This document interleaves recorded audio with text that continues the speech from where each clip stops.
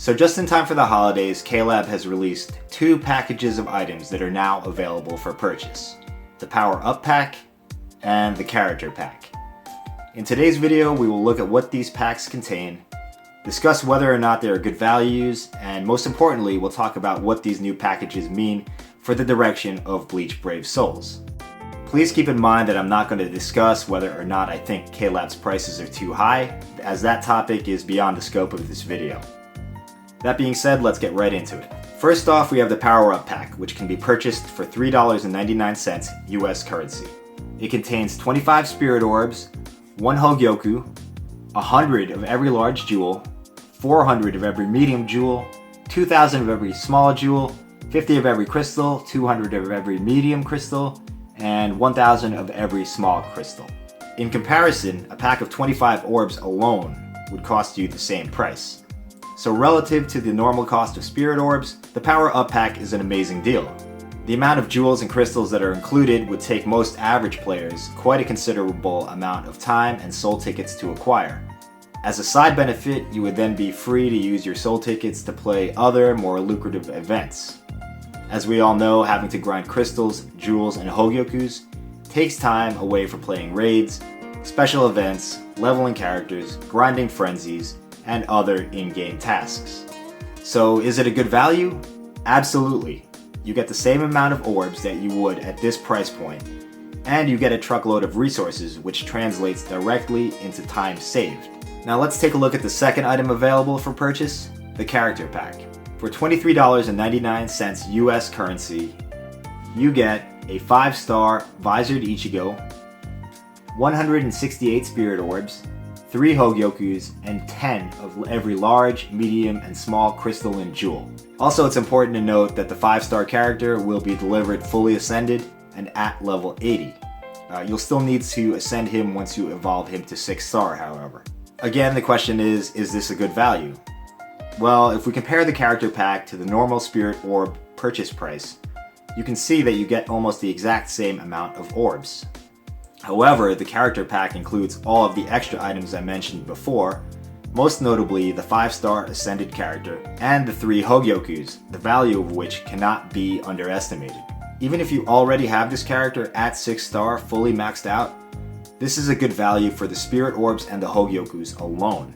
So speaking as a player who has now spent hundreds of dollars on Bleach Brave Souls, my conclusion is that both packs are extremely good deals.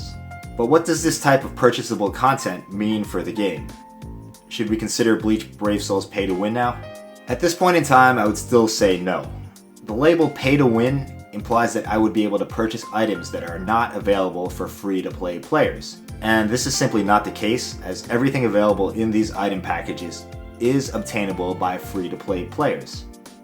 Now, if these packages included a special accessory, or a special character that could not be obtained by free-to-play players, then we would be justified in calling Bleach Brave Souls pay to win. But as of now, this is not the case. Finally, let's talk about the concept of being able to purchase a specific character. Personally, I feel that this is a system that has no place whatsoever in the game. The very premise of Bleach Brave Souls is acquiring characters through random summoning, and the ability to purchase specific characters, even in a very limited capacity, directly contradicts that model. It also brings up the question, why should I buy Spirit Orbs when I can just wait and see if my favorite character becomes available for purchase sometime down the road? Now, I understand that K-Lab is trying to generate additional revenue, and it doesn't need to be said that this is their absolute right to do so. But while the option of purchasing characters might provide a short-term revenue boost, it does have the potential to hurt the long-term viability of the game, specifically regarding future orb purchases. Also, the implementation of the system might put off players who have spent money in the past to acquire characters that can now be purchased outright. So at the end of the day, I do not believe that these two systems, purchasing specific characters on the one hand, and randomly summoning characters on the other hand, can coexist in the same game. Perhaps if K-Lab implements character purchasing in a very limited capacity, the game model would work, but for now we'll have to wait and see how it develops. I feel it would have been a far better course of action to include several characters in the character pack and have the characters you get be randomly decided, the same way they did with the beginner packs.